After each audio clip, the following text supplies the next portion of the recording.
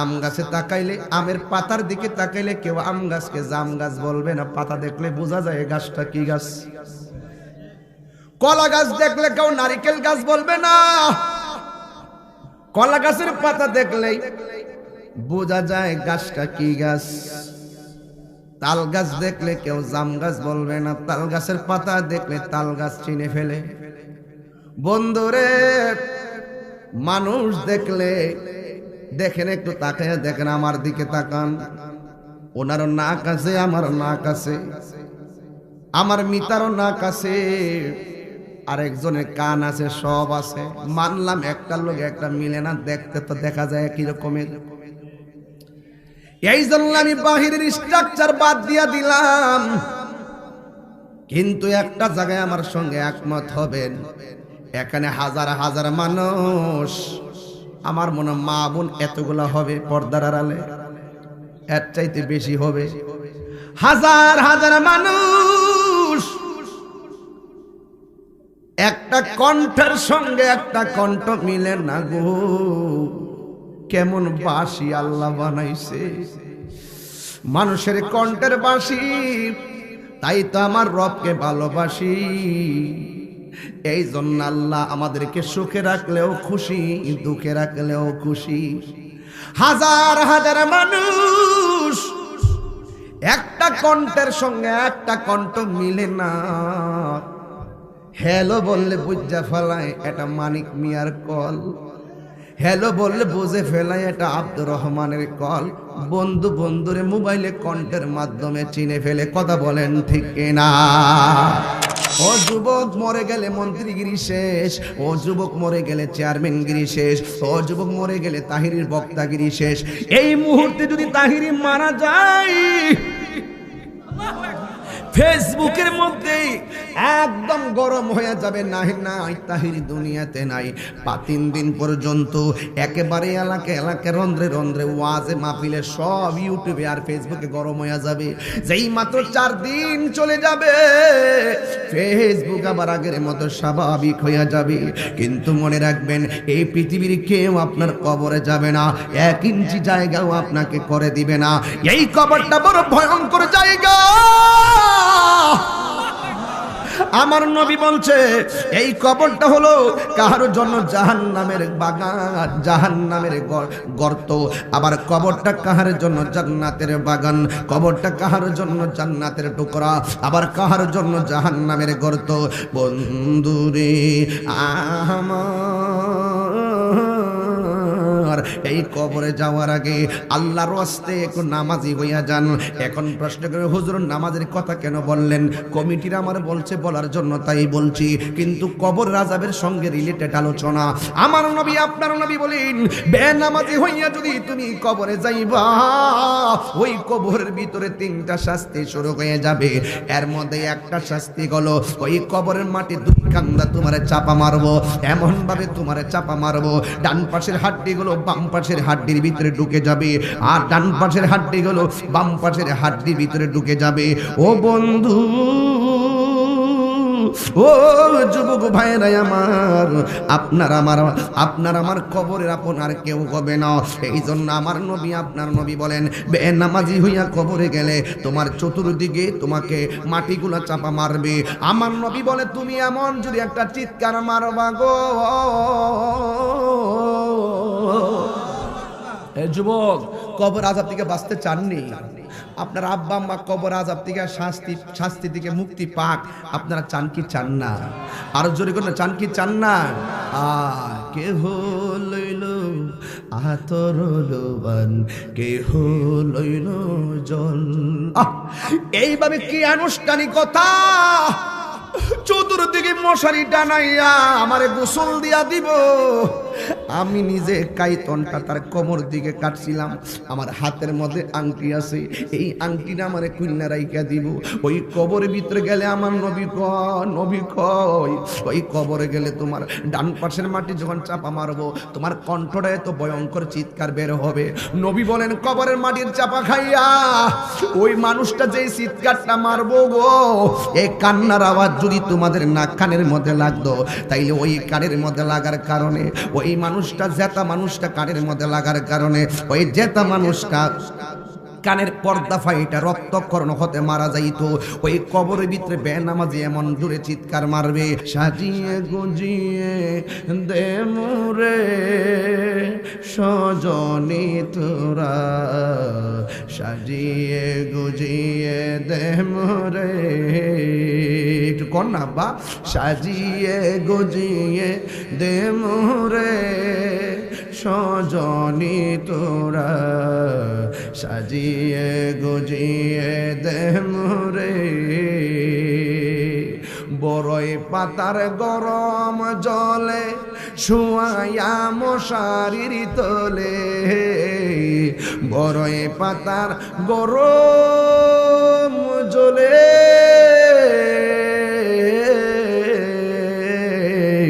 বড়ই পাতার গরম জলে শুয়ায়া মশারির তলে, আতর গোলাপে চন্দন মেখে দে সজনী তোরা, সাজিয়ে গুজিয়ে দে মোরে, বলেন না, সাজিয়ে গুজিয়ে হে সজনী তোরা, সাজিয়ে গুজিয়ে দে মোরে। সবাই বলতে হবে, সাজিয়ে গুজিয়ে দে মোরে সজনী তোরা, সাজিয়ে গুজিয়ে দে মোরে।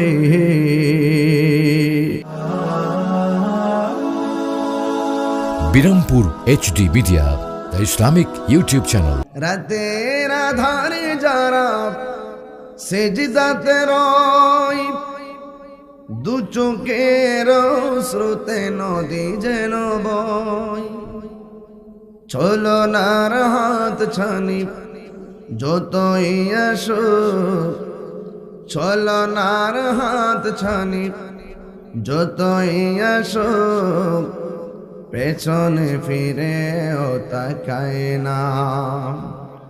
আল্লাহর প্রেম ছাড়া এই দুনিয়ায় কারো কাছে কোনো কিছু চায় না।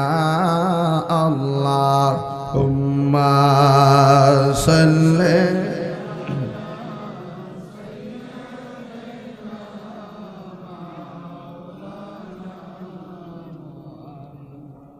ওয়ালা আলি সাইয়্যিদিনা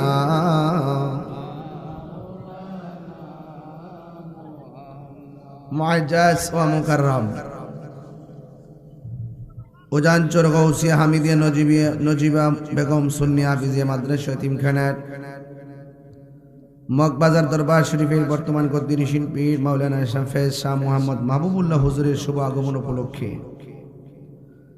ইসলামী সুন্নি মহাসম্মেলন বানসরামপুর ব্রাহ্মণবাড়িয়া উজানচর KN উচ্চ বিদ্যালয় ময়দানে হাজারো হাজারো মানুষ বিভিন্ন জায়গা থেকে আপনারা ছুটে চলে এসেছেন। আজকের প্রোগ্রামের মাননীয় প্রধান অতিথি 12 নং উজানচর ইউনিয়ন পরিষদের মাননীয় চেয়ারম্যান কাজী জাদিদ আল রহমান জনি সাহেব, বিশেষ অতিথি 6 নং ওয়ার্ড কৃষ্ণনগরের মেম্বার জনাব মোহাম্মদ ওয়ারিশ মিয়া সাহেব,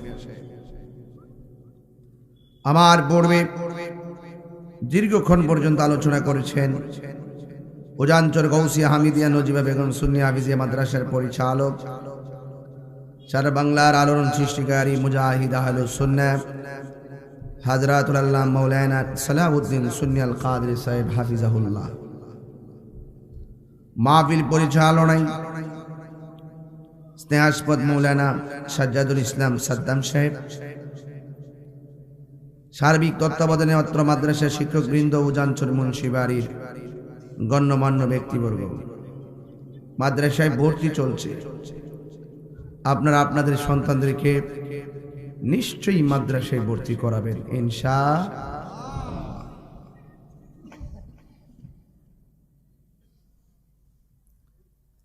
আজকের এই উজানচর সুন্নি মহাসম্মেলন আমি প্রতি বছরই উজানচরে আসি। মাঝখান দিয়ে করোনায় কিছু ব্যত্যয় ঘটেছে, আলহামদুলিল্লাহ এখন আবার দেশের ভাবমূর্তি স্বস্তিতে আছে। আল্লাহ আমাদেরকে হেফাজতে রেখেছেন, মাহফিল চলছে। আজকের এই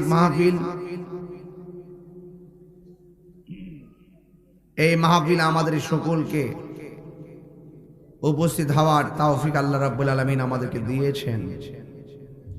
এই জন্য শুকরিয়াতান কণ্ঠটাকে উজাড় করে পড়ুন আলহামদুলিল্লাহ।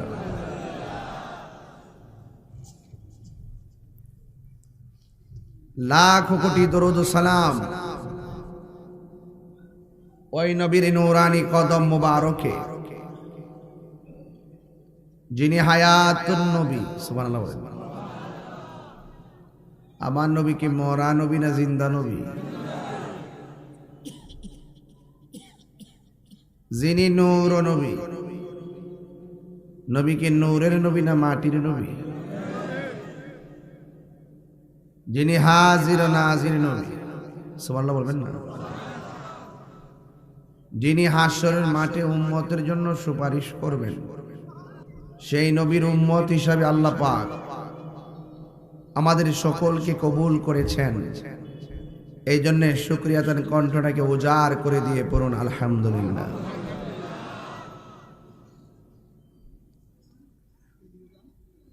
আমার মিতা জনাব গিয়াসউদ্দিন সাহেব সহ এই এলাকার গণ্যমান্য ব্যক্তিবর্গ এই উজানচর গাউসিয়া হামিদে নজিবা বেগম সুন্নি হাফিজে মাদ্রাসার জন্য জান প্রাণ দিয়ে তারা যদিও রাত্রে ঘরে ঘুমায়, মনটা মাদ্রাসায় পড়ে থাকে। আমি একটু অনুভব করছি বিভিন্নভাবে, এটা কি সত্য কিনা বলেন? তো এই মাদ্রাসার দিকে মনটা যে পড়ে থাকে, রাসূল বলছেন মানুষ মারা গেলে আমলের দরজা বন্ধ হয়ে যায়। 3 প্রকার আমল সওয়াব কবরে যেতেই থাকে। নাম্বার 1, যদি কেউ সাদকায়ে জারিয়া, আল্লাহর ওয়াস্তে কেউ যদি রাস্তাঘাট মাদ্রাসা ইত্যাদি করে যায়, এই সওয়াবটুকু কবরে যেতে থাকবে। এমন উপকারী এলেম যা আপনি শিখাইয়া গেলেন, এই এলেমের আপনি যে এলেমটা শিখাইয়া গেলেন, সেই জন্য এই সওয়াবটা আপনার কবরে যেতেই থাকবে। আবার নেক সন্তান, যে সন্তান আপনার জন্য দোয়া করবে। ফুটফুটে 3টা বাচ্চা হাজার মানুষের সামনে ইংলিশে বক্তব্য দেয়, বাংলায় ট্রান্সলেট করে, আবার আরবিতে বক্তব্য দেয়।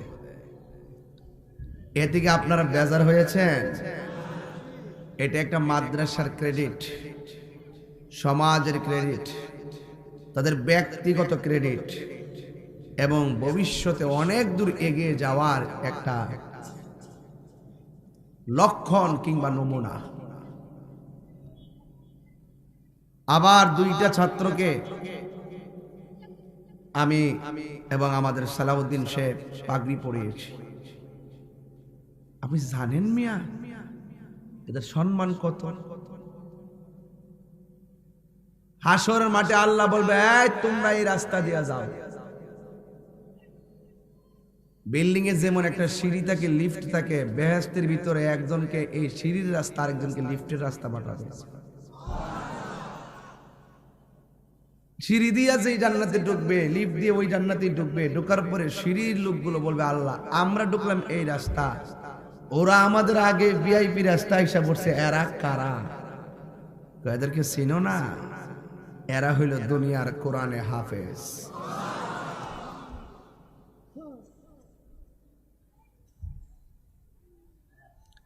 হাদিস শরীফের মধ্যে এসেছে, একটা কোরআনে হাফেজ 20 জনকে সুপারিশ করে জান্নাতে নিতে পারবে। তা আপনি যে খাওয়াইলেন ফুলাটাকে আপনারা বুইলা যাবো গা? আপনি যে জায়গাটা দিলেন হে থেকে বুইলা যাবো গা দাতারে? এর মা বাপরে কি ভুলে যাবে? যারা তাকে মোহাব্বত করবে, আনতা মা মানা হাবাবতা, আপনি যারা মোহাব্বত করবেন তাকেই তো আপনি স্মরণ করবেন। ঠিক কিনা বলেন? তাইলে এই মাদ্রাসাটা আমাদের জন্য একটা নিয়ামত। এই রাস্তা দিয়া যখন আমি যাই, মাদ্রাসাটা আমি দেখে যাই, না উঠলেও মাদ্রাসার ভিতরে না ঢোকার সময় পেলেও ভিতরে একটা নাড়া দিয়ে এখানে একটা সুন্নিয়তের মার্কাজ আছে।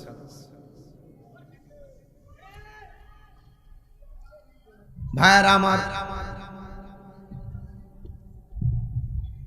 আজকের এই মাহফিলটা উজানচর KN উচ্চ বিদ্যালয় মাঠে, বিশাল বড় প্যান্ডেল, মানুষ ভরপুর। এটা আমাদের সমাজের একটি সুন্দর চিত্র। কোনো আওয়াজ নাই, কোনো দৌড়াদৌড়ি নাই, কোনো ধরনের দুনিয়াবি কোনো দুষ্টুমি নাই। এটা নিঃসন্দেহে কোরআনের আকর্ষণ, ঠিক কিনা বলেন? এটা আমার নবীর আকর্ষণ, বাট নট তাহিরিকে দেখার আকর্ষণ। আমি প্রতিদিন 3টি করে মাহফিল করি, মাসে আমি 90টা প্রোগ্রাম করি। এইভাবে 6 মাস আমার কন্টিনিউ মাহফিল থাকে। এখন রমজান মাস মার্চে চলে আসছে, রমজানেও 12টা লিখে ফেলাইছি, মাহফিল চলছে। আমার কোন ক্ষমতা নাই একদিন বাড়ায়া খেদমত করবো যদি আমার আল্লাহ আমার নসিবে লিখে না রাখে। আমার কোনো ক্ষমতা নাই আমি আজকে ফুলাও দিয়ে ভাত খামো যদি আল্লাহ আমার কপালে লেখা না রাখে। আছে? তা আপনি একটু চেষ্টা করবেন, মান জাদ্দা ওয়াজাদা, যে চেষ্টা করেছে পায়। সন্তান যখন মায়ের পেটে থাকে, এই সন্তানটা পেটে থাকা অবস্থায় তার বাপ মার কাছে 3টা দাবি। একটু বড় করে বলেন তো ভাই, কয়টা দাবি? নাম্বার 1, সন্তান চায় আমি ভূমিষ্ঠ হলে আমার অভিভাবক আমার কানের মধ্যে আজান দিবে। কি দিবে? আমাদের মধ্যে কি আজান আছে? সিজারের 2 তলার উপরে অপারেশন হয়, বাচ্চা ফেট কেটে বাইর করছে, মার ফেট সিলাইতেছে, এমাদা বাচ্চারে তুলার ভিতরে ডোহাই দিছে, বাচ্চারে লইয়া নিচে নাইমা এক বাচ্চার মামা আয়া কয় ফেসবুকে স্ট্যাটাস দিয়ে আমি বাচ্চার মামা হয়েছি।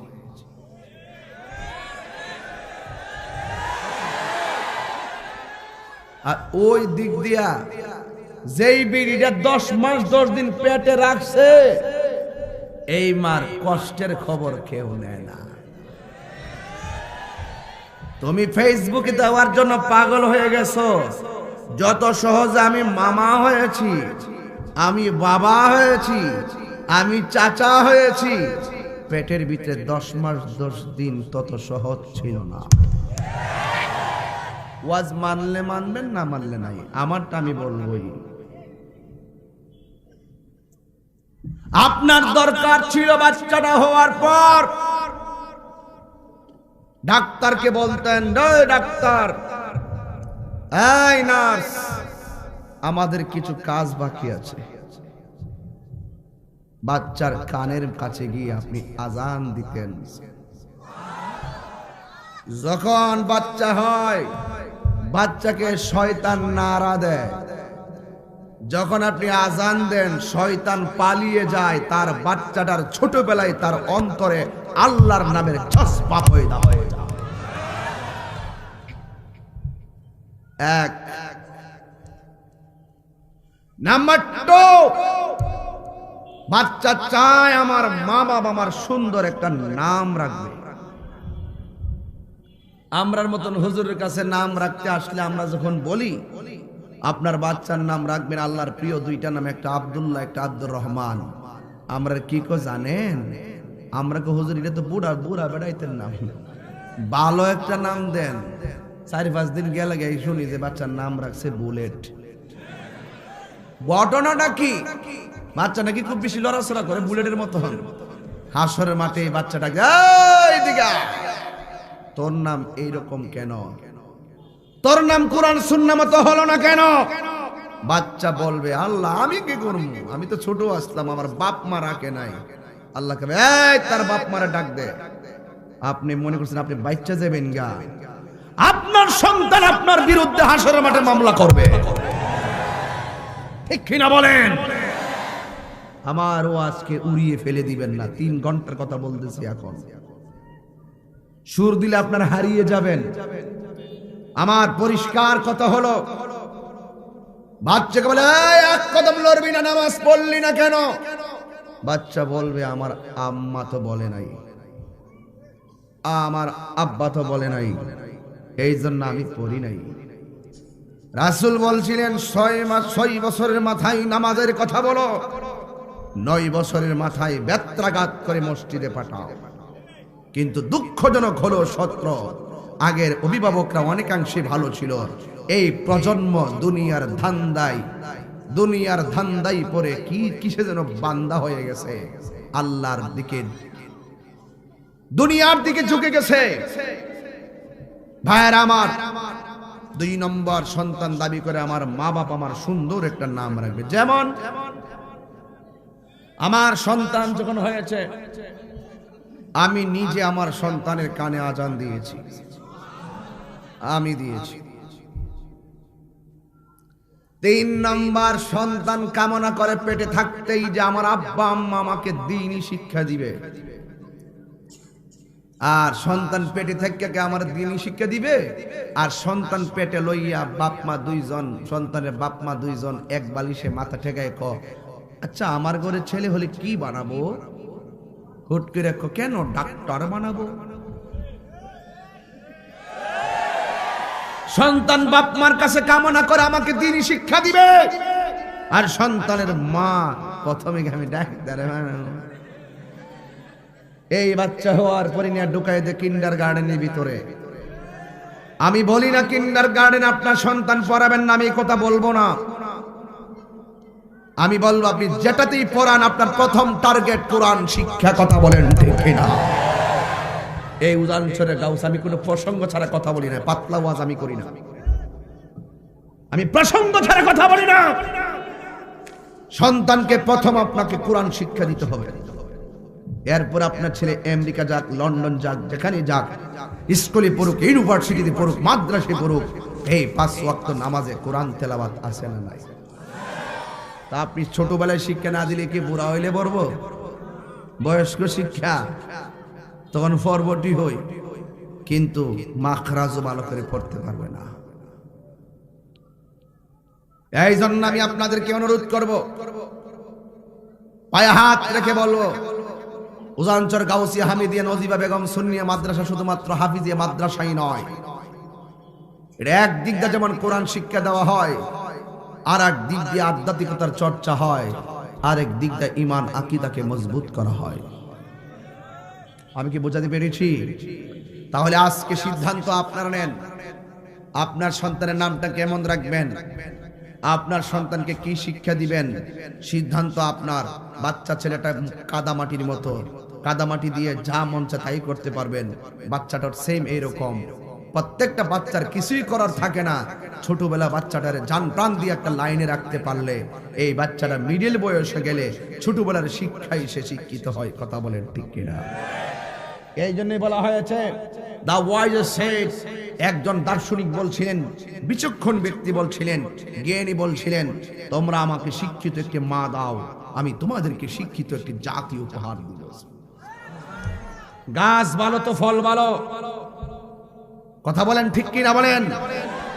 এই জন্য বাপ মা বাঁচার কোনো রাস্তা নাই। আপনার দায়িত্ব আপনার পোলাটারে সঠিকভাবে লেখাপড়া করানো। ভাইয়েরা আমার, আরেকটি কথা বলতেই হয়, আমরা সুন্নি মাদ্রাসা এবং হাফিজিয়া মাদ্রাসা যেগুলো আছে, এই মাদ্রাসাগুলো আপনাদের অর্থায়নে চলে। আপনারা সহযোগিতা করেছেন বলেই কিন্তু বিল্ডিংটা হয়েছে। এটা 2 তলা করতে হবে। ছাত্র মোটামুটি অনেক হয়েছে, এবং আরো বৃদ্ধি করলে আমাদের এলাকার শোভাবর্ধন হবে, ছাত্রদের জন্য অনেক সুবিধা হবে। কথা বলেন ঠিক কিনা?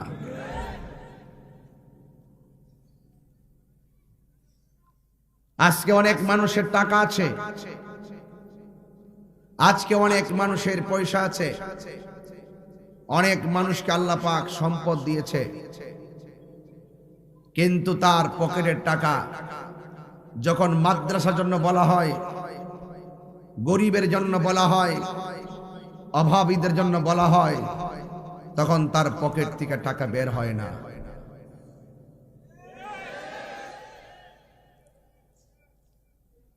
মানবতার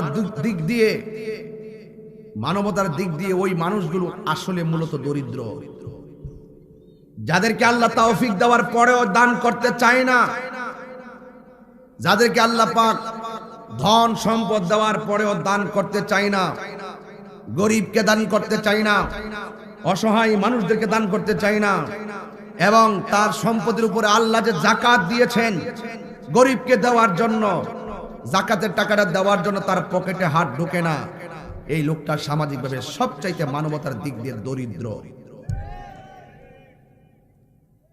আমার মনে হয় এই বাংলাদেশে যত টাকাওয়ালা আছে, যত সম্পদওয়ালা আছে, ওই সম্পদওয়ালা মানুষগুলো যদি সুষম বন্টন নীতির আলোকে যাকাতের টাকাগুলো তাদের ঘরে ঘরে পৌঁছাইয়া দিত, আমার মনে হয় এই বাংলাদেশে কোনো গরিব থাকতো না।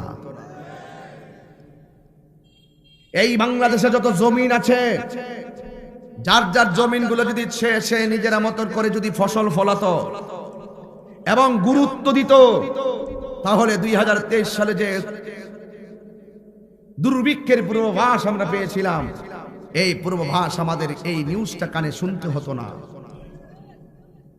আপনার ঘরকে আপনি ঠিক করতে হবে, আপনার জমিন আপনাকে ফসল ফলাতে হবে। আপনাকে আল্লাহ সম্পদ দিলে ওই সম্পদকে পবিত্র করতে হলে আপনি যাকাতের টাকা ভোগ করতে পারবেন না, আপনি গরিবকে দিতে হবে, কারণ যাকাতের টাকাটা এটা আপনার না, আল্লাহ আপনাকে দিয়েছেন। ওই টাকার ভিতরে গরিবের হক আছে, এই টাকাটা গরিবের অধিকার। বড় করে বলেন ঠিক কিনা বলেন। এই দেশটা যদি হতো একটি ব্লাড ব্যাংকের মতন, এই দেশটা যদি একটা ব্লাড ব্যাংকের মতো হতো, এই দেশের পরিবেশটা যদি একটা ব্লাড ব্যাংকের মতো হতো, তাহলে সেখানে ধনী দরিদ্র বিভিন্ন ধর্মের মানুষ যার যার ধর্ম পালন করবে, বিভিন্ন ধরনের ধর্মের মানুষগুলো যার যার উপাসনা করবে। আমি আমার ধর্ম পালন করব, আপনি আপনার ধর্ম পালন করবেন। হিন্দু মন্দিরে যাবে, বৌদ্ধ পেগোডায় যাবে, খ্রিস্টান গির্জা যাবে, মুসলমান মসজিদে যাবে, আমার পাশে দরিদ্র বসবাস করবে। আমার যদি সারাটা বাংলাদেশের পরিবেশটা যদি ব্লাড ব্যাংকের মতো হতো, তাহলে আমরা কি করতে পারতাম? আমরা সকলকে মানবতার দৃষ্টিতে দেখতে পারতাম, তবেই এই দেশটার ভিতরে একটি মানবতার রাষ্ট্র প্রতিষ্ঠিত হতো। আমরা পারি শুধুমাত্র গরিবের গলা চিপ দিয়ে আরো মেরে ফেলতে জানি। আমরা গরিবকে ভালো চোখে দেখি না। সবচেয়ে অবহেলিত, সুবিধা বঞ্চিত এই বাংলাদেশে অনেক প্রতিবন্ধী আছে কিনা বলেন? এই বাংলাদেশের অনেক প্রতিবন্ধী আছে। কেউ রাস্তাঘাটে অ্যাক্সিডেন্ট করে পা চলে গেছে, কেউ জন্মগতভাবে প্রতিবন্ধী, কেউ বিভিন্ন কারণে প্রতিবন্ধী হয়ে গেছে। এই প্রতিবন্ধী মানুষগুলো আজকে সুবিধা বঞ্চিত। আমার মনে হয় আমরা সকলে যদি মানবতার হাত বাড়িয়ে দিতাম, আমরা সকলে যদি মানবতার হাত বাড়িয়ে ভালোবাসা প্রকাশ করতাম এবং তাদের পাশে যদি আমরা সাপোর্ট দিতাম, তাহলে তারা প্রতিবন্ধী হয়েও তাদের মনটা অনেক বড় থাকতো, আর বাংলাদেশটি একটি মানবতার রাষ্ট্রে উন্নীত হতো এবং দেশটা আরো সুন্দর হতো। কথা বলেন ঠিক না বেঠিক?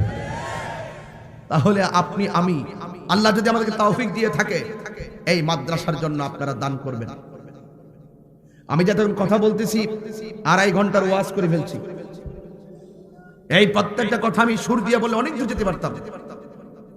আমি বুঝাইতে চেষ্টা করতেছি, বিভিন্ন বহুত ঘটনা বলছি, অনেক ঘটনা বলছি, অনেক ঘটনা বলে বলে ওয়াজ করেছি।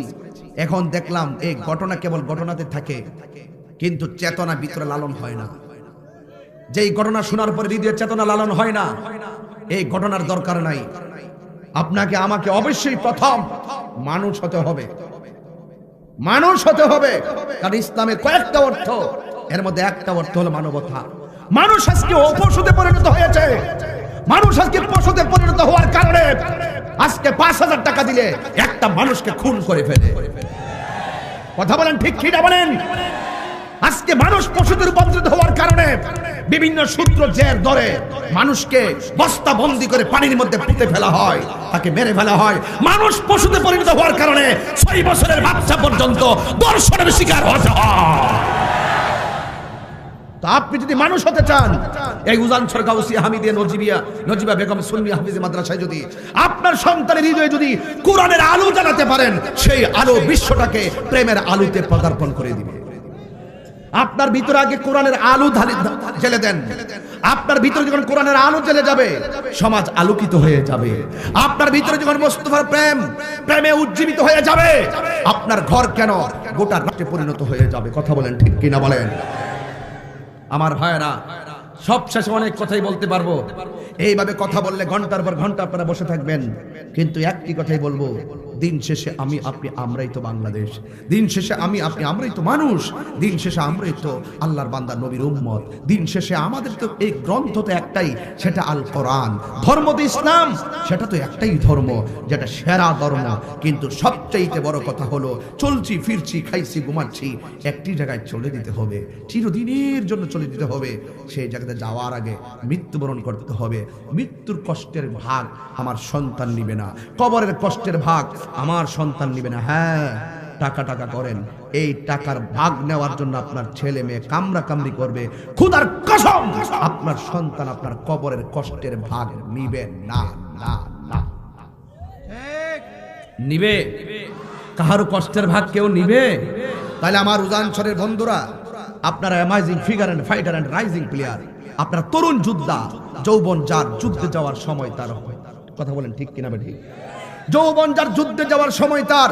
রাসূল বলছেন, হাসরের ময়দানে 7 শ্রেণীর মানুষকে আরশের নিচে ছায়া দিবে। এর মধ্যে হলো যুবক, যেই যুবকের যৌবনে বেশি ইবাদত করে। আমি আপনাকে প্রশ্ন করি, আপনার ইবাদতের সংখ্যা বেশি? আপনার লাইফের যুবকদের সবচাইতে কি বেশি আপনার কাছে? আপনি বলেন, হুজুর আমি রুটিন করে দেখেছি, ঘড়ির কাঁটা ম্যাপে দেখেছি, আমার সবচাইতে আমার লাইফে মোবাইলের সাপোর্টটা বেশি। কি ফেলে দিতে পারবেন? এবার আমি কি বলছি, রাতে শুইয়া চিন্তা করেন। এই মোবাইল আপনার টাকা কেড়ে নিয়েছে, এই মোবাইল আপনার সময় কেড়ে নিয়েছে, এই মোবাইল আপনার সময় কেড়ে তো নিয়েছেই, দাম্পত্য জীবনে অশান্তির আগুন জ্বালিয়ে দিয়েছে। এই মোবাইল আপনার মা থেকে আপনার বাবার মহব্বত থেকে অনেক দূরে সরে দিয়েছে। এই মোবাইল আপনাকে চরিত্রহীন বানিয়ে দিয়েছে। রাস্তা দুইটাই, একটা ভালো একটা মন্দ, আপনি সিদ্ধান্ত নেন। রাসূল বলছেন, তুমি আলেম হও। তুমি কি হও? তুমি আলেম হও। আলেম হতে না পারলে সন্তানটারে আলেম বানাও। এটাও যদি তোমার সুযোগ না থাকে, আলেমের সঙ্গে তুমি সম্পর্ক করো। কোরআন যেখানে শান্তি সেখানে, রাসূল যেখানে শান্তি সেখানে। বাবা মা, আপনারা জবানটা খুলে বলুন, আসল ঘরের নাম কি? বিল্ডিংটা কবর। আরো জোরে বলুন, আরো বড় করে বলুন। এই কবরের খবর মাঝে মাঝে নেওয়ার দরকার আছে না ভাই? আমার বাবা যে শুয়ে আছে, শীতের মধ্যে কম্বল আছে, যদি প্রেমিক হয়ে থাকে আল্লাহ জান্নাতের বিছানা পাঠিয়ে দিবে। আর যদি প্রেমিক হতে না পারেন, তাহলে আপনার অবস্থা ভয়াবহ হবে। এই জন্য যুবক ভাইয়ের আমার, কোরআনের আলোতে আলোকিত হন, নবীর প্রেমে আলোকিত হন, তাইলে দেখবেন জীবনটা অনেক সুন্দর হবে। এই যে এতক্ষণ কথা বললাম, একটু তাকায় দেখেন তো, একটা মানুষের চেহারায় হাসি নাই, একটা মানুষের মুখে কোনো কথা নাই, একটা মানুষ দুনিয়াবি গল্প করে না। মানুষগুলো দাঁড়িয়ে আছে প্যান্ডেলের বাহিরে। কারণটা কি? আমি যা বলতেছি আপনি আমার কথা ফেলে দিতে পারবেন না। আমি মনে করি ছেলেরা অনেক ভালো, এদেরকে সঠিক মেসেজ দিতে পারলে এই ছেলেরা এই সমাজটাকে সুন্দর করে সাজাবে।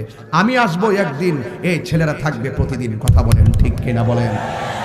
আপনার সমাজ আমি এসে গুছাতে পারবো না যদি আপনার সদ ইচ্ছা না থাকে। এই যুবকরা আমার সঙ্গে কি একমত আছেন? আপনারা কি আমার সঙ্গে একমত আছেন? আমি প্রায় মাহফিলে বলেছি, হোয়াট ইজ লাইফ? জীবন কি? Life is journey. আমি প্রায় মাহফিলে বলছি, জানেন হোয়াট ইজ লাইফ? জীবন কি? Life is journey. জীবন মানে সামনে যাও, জীবন মানে পিছনে যাও, জীবন মানে ডানে যাও, জীবন মানে বামে যাও। জীবনে দুইটা সুযোগ, একটা ভালো আর একটা মন্দ, একটা খাও আর একটা না খেয়ে থাকো, এক গীবত করো, নামাজ পড়ো, রোজা রাখো, ভালো দিক মন্দ দিক। ইচ্ছে করলে নামাজ পড়তে পারবেন, আর নয় শুধু খেতে পারবেন। ইচ্ছে করলে আপনি রোজা রাখতে পারবেন, ঘুষও খেতে পারবেন, মানুষকে ভালোবাসতে পারবেন, মানুষকে খুন করতে পারবেন। এখন আপনার কাছে আমার প্রশ্ন, বিতে বার্থ, ডিতে ডেথ। বার্থ মানে জন্ম, ডেথ মানে মৃত্যু, মাঝখানে হলো সি। সিতে চয়েস। আপনি চয়েস করুন, আপনি চয়েস করুন। আপনি কি সুদ খাবেন নাকি নামাজ পড়বেন, রোজা রাখবেন নাকি ঘুষ খাবেন, জিনা করবেন নাকি জিকির করবেন? আপনার চয়েস আপনাকে করতে হবে, আপনার চয়েস আপনাকে করতে হবে, আপনার জায়গা আপনাকে তৈরি করতে হবে, আপনার চপথ চলা আপনাকে ক্লিয়ার করতে হবে। তাইলে আমি আপনাকে সহজ করে দিচ্ছি, আপনি কোনটা চয়েস করবেন। এ বি সি ডি, বিতে বার্থ, সিতে চয়েস, ডিতে ডেথ, জীবন মৃত্যুর মাঝখানে সিতে choice, my choice, everybody follow me. আপনারা আমাকে ফলো করেন, আমার চয়েসটা যদি মিলে যাই, হাতে হাত মিলিয়ে ফেলবো, তাই দেশ সুন্দর হয়ে যাবে। My choice, my choice. আমার পছন্দ হলো holy Quran. The holy Quran is the constitution of human life. My choice Islam, my religion Islam. আমার মাই চয়েস, আমার ফেভারিট হযরত মুহাম্মদ সাল্লাল্লাহু আলাইহি সাল্লাম। আমার চয়েস, আমার রাহমাতুল লিল আলামিন। মাই চয়েস, আমার আল্লাহ। Allah is our almighty and our creator. আল্লাহ সর্বশক্তিমান, আল্লাহ আমাদের সৃষ্টিকর্তা, আল্লাহ, রাসূল, ইসলাম, কোরআন। এই চারটাকে যদি আপনি চয়েস করতে পারেন, আপনি আপনার দ্বারা সম্ভব এই দেশকে, আপনার জীবনকে ইহকাল পরকালে সুন্দর করার জন্য। কথা বলেন ঠিক কিনা?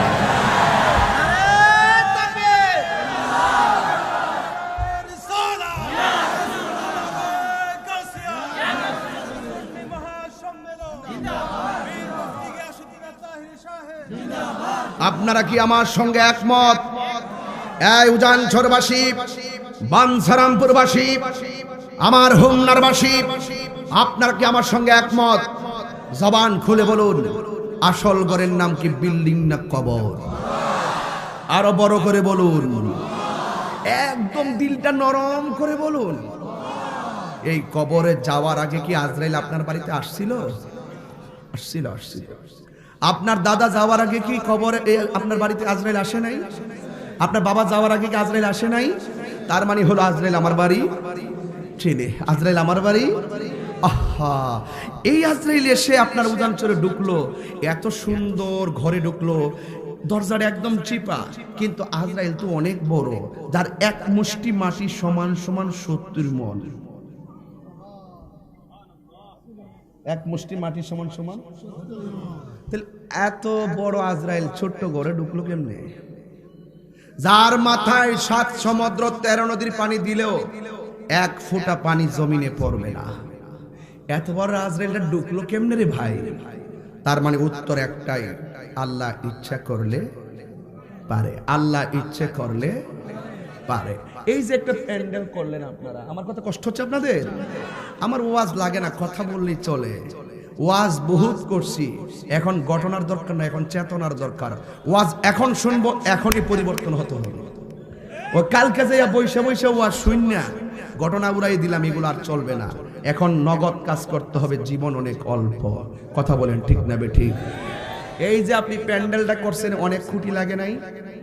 এই প্যান্ডেলটা ছড়াই দেন তো একটু, আসমানে তাকান তো, কোন খুঁটি আছে? ওই খুঁটিহীন নীলাকাশ ভুবন মাঝে তুমি কুদরতি ইশারায় রেখেছ। ও গো আল্লাহ, শুকর তোমার, আমাকে যে মুসলিম করেছ। ও গো আল্লাহ, শুকর তোমার, আমাকে যে মুসলিম করেছ। ভাইরা আমার, বলতে চেয়েছিলাম ওই কথাটাই, যে একটা খুঁটি আল্লাহ ব্যবহার করে নাই। এত সুন্দর আসমানটা বানাইছে কার লাইগারি বাবা? আমাদের জন্য। এর দ্বারা প্রমাণ হয় আমরা বান্দারা দুনিয়াতে আসবো, আল্লাহর লাভটা কি? বান্দা দুনিয়াতে আসবে, চলবে ফিরবে, আল্লাহর লাভ কি? আল্লাহকে আমি প্রেম নিয়ে সাজাইছি সব, এই পৃথিবীটা প্রেমে সাজাইছি। আল্লাহ রাব্বুল আলামিন বলেন, আল্লাযী খালাকা সাবআ সামাওয়াতিন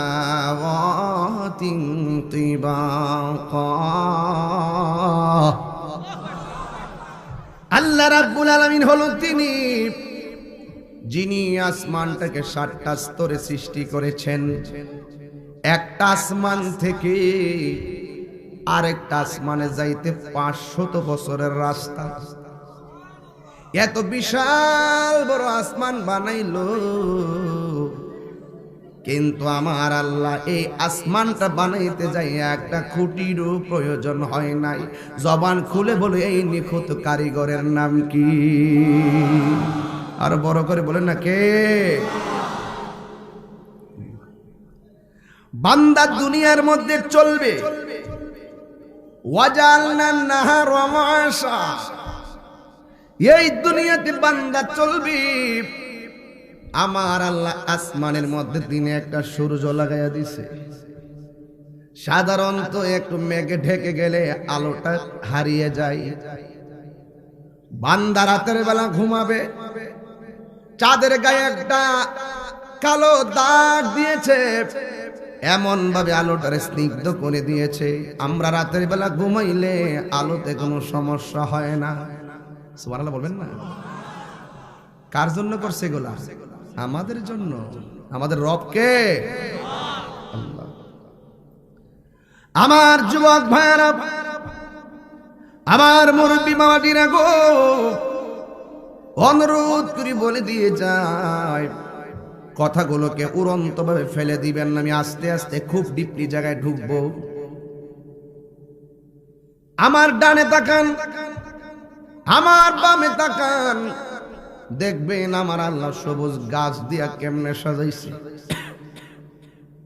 গাছ, আম গাছে তাকাইলে, আমের পাতার দিকে তাকাইলে কেউ আম গাছকে জাম গাছ বলবে না, পাতা দেখলে বোঝা যায় গাছটা কি গাছ। কলা গাছ দেখলে কেউ নারিকেল গাছ বলবে না, কলা গাছের পাতা দেখলেই বোঝা যায় গাছটা কি গাছ। তাল গাছ দেখলে কেউ জাম গাছ বলবে না, তাল গাছের পাতা দেখলে তাল গাছ চিনে ফেলে। বন্ধুরে, মানুষ দেখলে দেখেন, একটু তাকায় দেখেন, আমার দিকে তাকান। ওনারও নাক আছে, আমার নাক আছে, আমার মিতারও নাক আছে, আরেকজনের কান আছে, সব আছে। মানলাম একটার লোক একটা মিলে না, দেখতে তো দেখা যায় একই রকমের। এই জন্য আমি বাহিরের স্ট্রাকচার বাদ দিয়া দিলাম, কিন্তু একটা জায়গায় আমার সঙ্গে একমত হবেন, এখানে হাজার হাজার মানুষ, আমার মনে মা বোন এতগুলা হবে পর্দার আড়ালে, এর চাইতে বেশি হবে। হাজার হাজার মানুষ একটা কণ্ঠের সঙ্গে একটা কণ্ঠ মিলে না গো। কেমন বাঁশি আল্লাহ বানাইছে, মানুষের কণ্ঠের বাঁশি। তাই তো আমার রবকে ভালোবাসি। এই জন্য আল্লাহ আমাদেরকে সুখে রাখলেও খুশি, দুঃখে রাখলেও খুশি। হাজার হাজার মানুষ একটা কণ্ঠের সঙ্গে একটা কণ্ঠ মিলে না। হ্যালো বললে বুঝা ফেলায় এটা মানিক মিয়ার কল, হ্যালো বললে বুঝে ফেলায় এটা আব্দুর রহমানের কল। বন্ধু বন্ধুরে মোবাইলে কণ্ঠের মাধ্যমে চিনে ফেলে। কথা বলেন ঠিক কিনা? এত সুন্দর সৃষ্টি, ওই রবের না চিন্না যদি দুনিয়াদারির প্রেমে পাগল হইয়া যাও, আল্লাহ বলে বান্দারি আমি আল্লাহ দিয়া পরীক্ষা করব, না দিয়াও পরীক্ষা করব। ওয়ালানাবলুওয়ান্নাকুম বিশাইইম মিনাল খাউফি ওয়াল জু'i ওয়া নাকসিম মিনাল আমওয়াল ওয়াল আনফুসি ওয়াস সামারাত ওয়া বাশশিরিস সাবিরিন।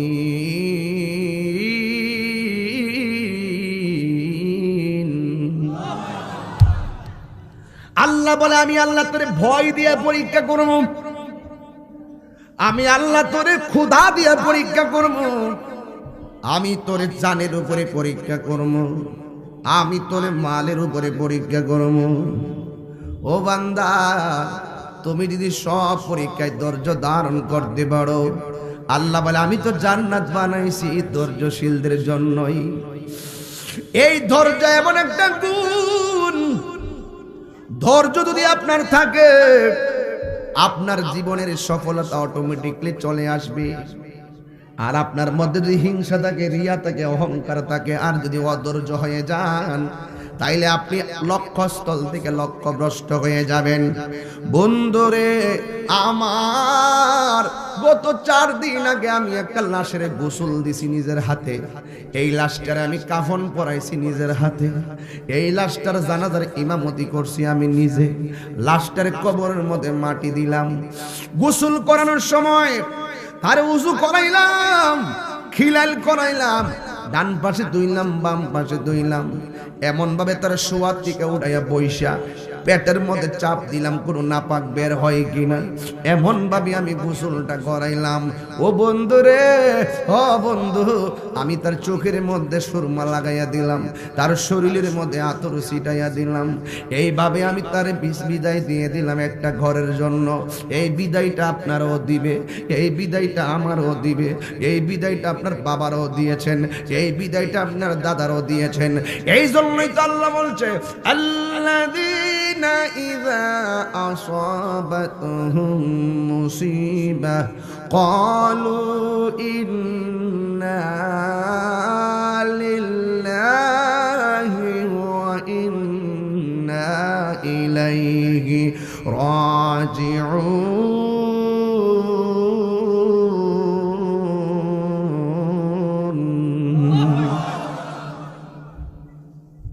বিপদে পড়লে সাহায্যকারী কে? বিপদে পড়লে সাহায্যকারী কে? ও আল্লাহ, তুমি আমরারে বানাইছো, আমরা তো তোমার দিকে চলে আসি। দেখেন, আমরা মুসলমান ধর্মটা পাইলাম, ইসলাম ধর্ম।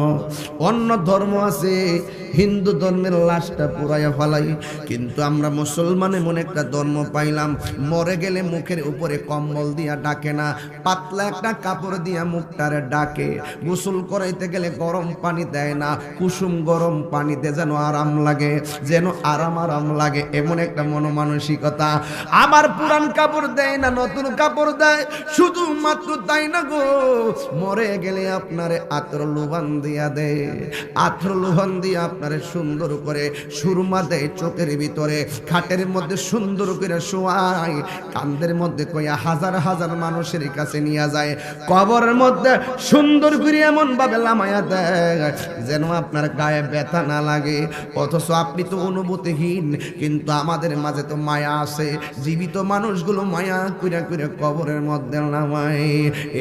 এইভাবেই তো বাবা আমাদেরকে সাজায় গুজাইয়া দে, সাজিয়ে গুজিয়ে দে মোরে সজনী তোরা, সাজিয়ে গুজিয়ে দে মোরে, একটু কর না বা, সাজিয়ে গুজিয়ে দে মোরে সজনী তোরা, সাজিয়ে গুজিয়ে দে মোরে।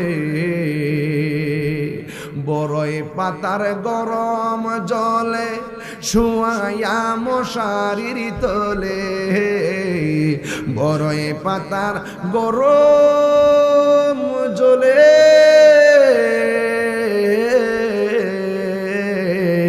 বড়ই পাতার গরম জলে শুয়ায়া মশারির তলে, আতর গোলাপে চন্দন মেখে দে সজনী তোরা, সাজিয়ে গুজিয়ে দে মোরে।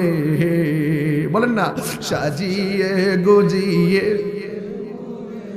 হে সজনী তোরা, সাজিয়ে গুজিয়ে দে মোরে।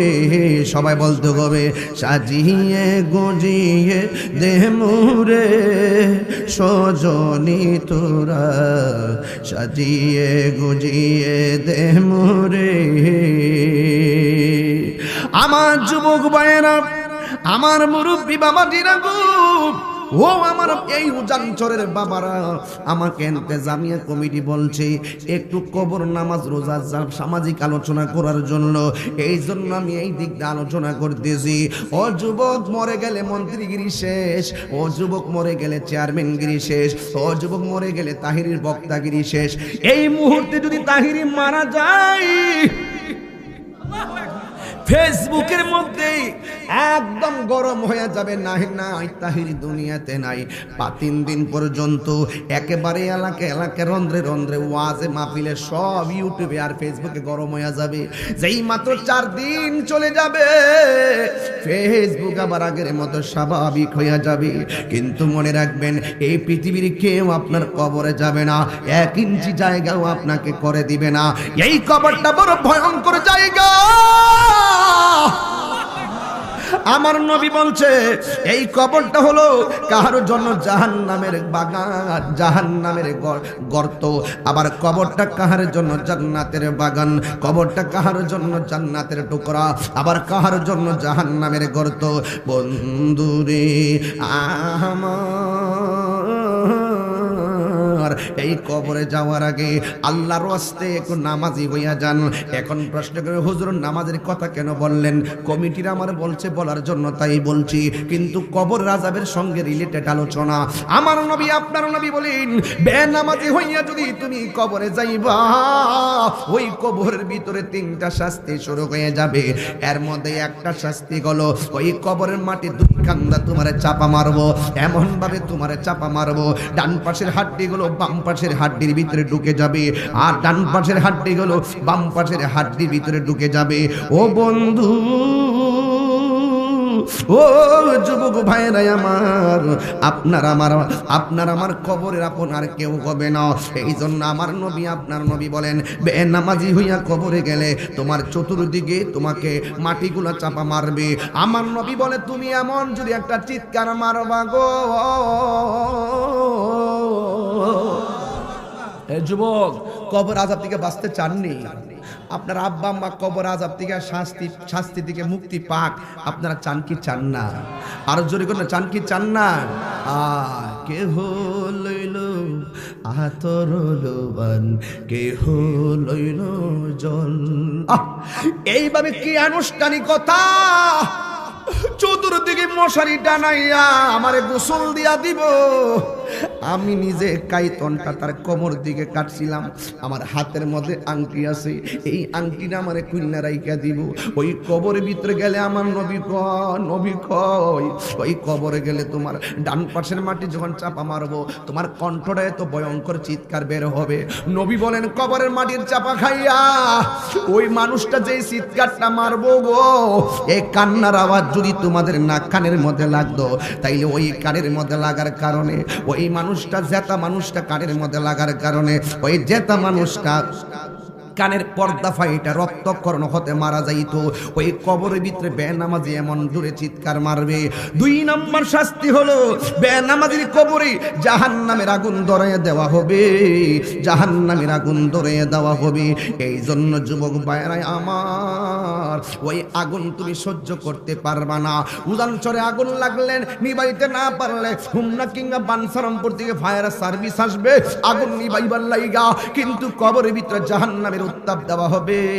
কিন্তু তুমি এত কান্নাকাটি করবা, এই দুনিয়া তুমি মারা যাওয়ার পরে যখন কবরে আগুন ধরে গেছে, নামাজ না হইরা মোবাইল চালাইছো, নামাজ না হইরা ব্রিজে বসে আড্ডা মারছো, নামাজ না হইরা কম্বলের নিচে ঘুমাই রইছো, কিন্তু নামাজ না হইরা যারা কবরে গেছে তোমার বাবা কিন্তু কবরে আগুন দিয়া জ্বলতেছে। ও যুবক, ওই মানুষটা কবরে আগুন দিয়া জ্বলে, তুমি মনে কইরো না তোমার আগুনে জ্বলার কারণে তোমার সন্তান দুঃখী হবে। না না না না, তুমি মারা গেছো, তোমার সন্তানের মোবাইল টিপা বন্ধ নাই, তুমি মারা গেছো সন্তানের বিয়ের অনুষ্ঠান বন্ধ নাই, তুমি মারা গেছো সন্তানের ক্রিকেট খেলা বন্ধ নাই, তুমি কবরে গেছো সন্তানের বিপিএল খেলা দেখা বন্ধ নাই, তুমি কবরে গেছো বিশ্বকাপ খেলা দেখা বন্ধ নাই, তুমি কবরে গেছো তোমার সন্তান প্রেম প্রীতির মধ্যে অভাব নাই, তুমি কবরে গেছো ব্যাংকের টাকা লইয়া তোমার সন্তান ভাগাভাগি শুরু করে দিয়েছে। কথা বলেন ঠিক কিনা বলেন? এই জন্য কার জন্য আপনি রাইখা যাবেন?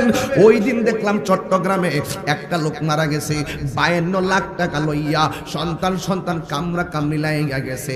বাবার জানাজা পড়ে না, বাবার দাফনও করে না। এবার পুলিশে খবর পাইয়া ওই সন্তানের বাবার গোসল দেওয়াইছে, জানাজার নামাজ পড়াইছে, এরপরে দাফন করাইছে। 52 লাখ টাকা লইয়া দুনিয়ার কাল লাগা টাকা রাইখা গেলেন, দেখেন আপনার সন্তান আপনার টাকা লইয়া কামড়া কামড়ি শুরু করছে, কিন্তু কবরের কষ্টের ভাগ নিবে না। এই জন্য আমি শুরুতে ওয়াজ করছিলাম, সন্তানকে টাকার মালিক বানাইবার আগে দ্বীনের শিক্ষার মালিক বানাইতে হবে। আমার ওয়াজটা কি বুঝতে অসুবিধা হইতেছে আপনাদের? সন্তানকে টাকার মালিক বানাইবার আগে আপনার সন্তানকে দ্বীনের শিক্ষার মালিক বানাইতে হবে। আজকে যদি আপনার সন্তানকে ওই দ্বীন শিক্ষার মালিক বানাইতেন, নবীর মহব্বতের প্রেমের শিক্ষার মালিক বানাইতেন, কোরআনের আলোতে আলোকিত করতেন, এই সন্তান মারা যাওয়ার পরে প্রথম আপনাকে মায়া কইরা গোসল দিয়া জানাজা কইরা দাফন করত। এই যুবক বাপ মার জন্য পাগল একটা লোক হাত তুলো তো দেখি যে হুজুর এই মাদ্রাসায় আজকে প্রথম দিয়া দিব, আমি 10,000 টাকা দিয়ে দিব। একটা লোক কন্ত দেখি যে আপনারা মাদ্রাসাকে ভালোবাসেন কিনা দেখি, ছাত্র দেন না দিবেন, নাতি দিবেন, সন্তান দিবেন, ভাই দিবেন। একটা লোক হাত তুলে কোন হুজুর এমন একটা জায়গায় ওয়াজ দিয়ে রাখছেন, আমি 10,000 টাকা প্রথম দিয়া দিব, আমি জানে মালে নবীরে ভালোবাসি। কাটা দিবেন? জনাব মোহাম্মদ আব্দুল আওয়াল সাহেব, বুদারকান্দির আব্দুল আওয়াল সাহেব। এত রঙিন এত কাপড় কিছুই ভালো লাগে না মোর, এত রঙিন এত কাপড়, এত রঙিন এত কাপড় কিছুই ভালো লাগে না মোর। কত? আর এই শেখ হাজার জাকারিয়া 500, উনি কত? 5,000। হারিস আব্দুল আওয়াল 5,000। বলেন না মারহাবা কর্ণাকে লেগে। আপনারা কি কষ্ট হইতেছে? আমি কি কোনো দলিলের বাইরে কথা বলতেছি? যুবক ভাইয়ের আমার মাদ্রাসাটা টিকে গেলে, আমি মরে গেলে গাও, এই আমার মিতা গেলে গাও, এই প্রতিষ্ঠান থাকলে আজীবন আপনার ছেলেরা সেই আলোতে আলোকিত হবে ইনশাআল্লাহ। আরো ধরে ইনশাআল্লাহ।